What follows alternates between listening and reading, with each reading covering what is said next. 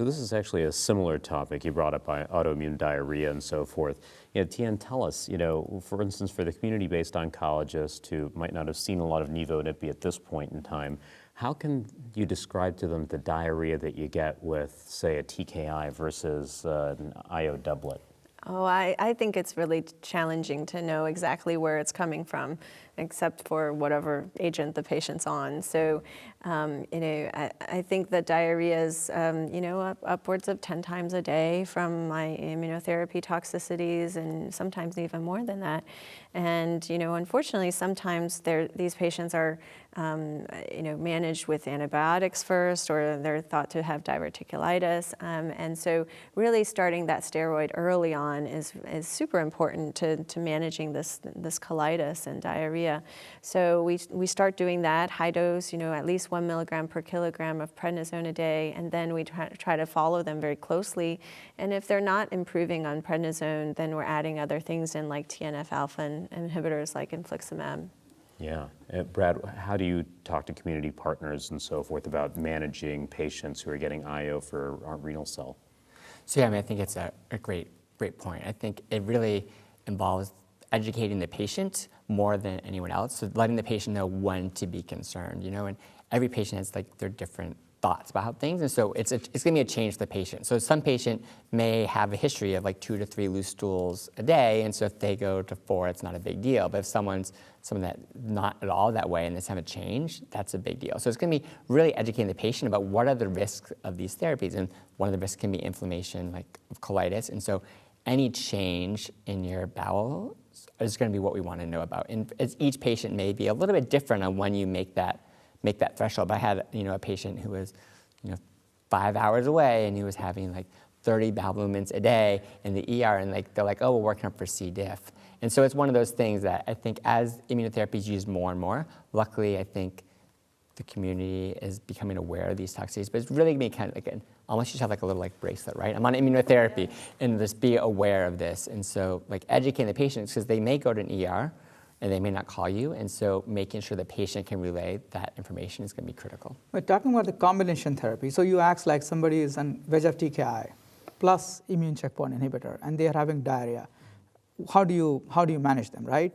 So I always try to make sure I remember this, that diarrhea is way more common with VEGF TKIs than immune checkpoint inhibitors, right? So axitinib, pembrolizumab, axitinib, avelumab, the combinations which are going to be approved soon, in this context, axitinib, if somebody is having diarrhea, I would like to think it is happening because of axitinib. It's such a common side effect of axitinib. But we also know that axitinib has a very short half-life.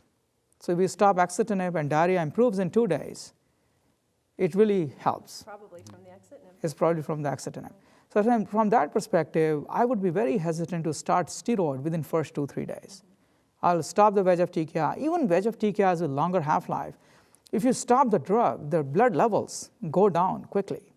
They may have high relative presence in the bloodstream for a long time, but the levels quickly go down. If diarrhea gets better with stopping TKI, I tend to blame the TKI and not start steroid.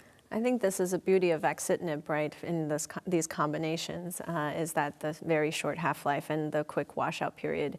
And so, you're absolutely right. On the Twitter chat, we had a lot of people, weigh in and say, we really should start these steroids very early. But, I absolutely agree. If we can give that axitinib a day or so to wash out and see if the diarrhea improves, they may not need the early start of the steroid. But if it continues, we need to really, get on top of it quickly and call these patients back within a day and say, is it improving? If not, here's your steroid. So absolutely, it's a real-time sort of management of these patients. And that makes it very important that patients are able to call us. Absolutely. Have a very low threshold to call us.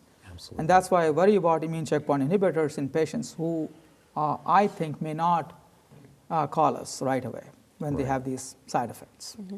So we also had a pretty lively Twitter discussion around when to actually stop therapy. So Tian, in your opinion, how much is too much in the way of toxicity for these patients?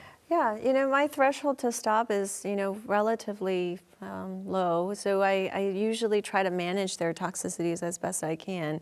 But if they're having ongoing diarrhea or a terrible rash, those are reasons why I would hold these immunotherapies, especially the ipilimumab sort of portion of it.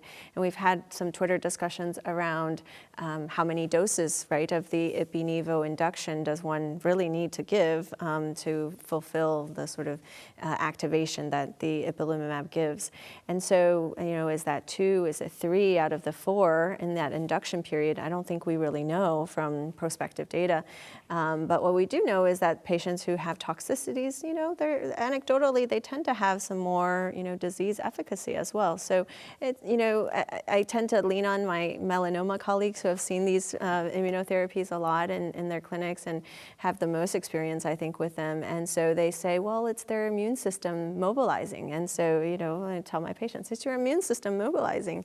And really trying to, get them, yes, we're managing the toxicity, but yet we're also treating your cancer. And just because we're holding the treatment for a cycle, or delaying it, doesn't mean that your immune system is not active in your body. It's very, very active. Yeah, makes sense. And in that Twitter conversation, in one of those threads, some of our lung cancer colleagues chimed in fact, and discussed the prospect of maybe offering ipilimumab every 6 weeks, for instance. Brad, any thoughts on that? Some of these varying schedules of IPI?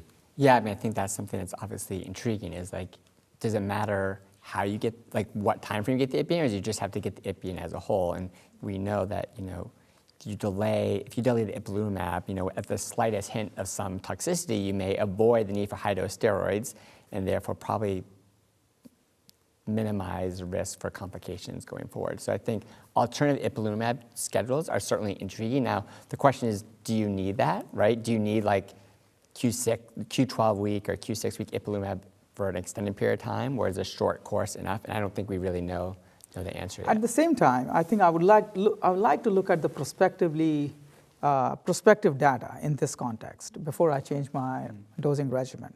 Sunitinib was used for a long time in 4 weeks on, 2 weeks off. And then when I saw the prospective trial in 2 week on, 1 week off to be equally well tolerated and equally efficacious, effective, yeah, I decided to switch. So unless I see a prospective trial with equivalent toxicity or equivalent efficacy and decreased toxicity, I think it will be difficult for us to make a switch. It's a great point. I still remember the renal effect trial, right, where they looked at 37.5 continuous with sunitinib versus 4 on, 2 off, and there you actually did see some diminution of effect. Very, very interesting.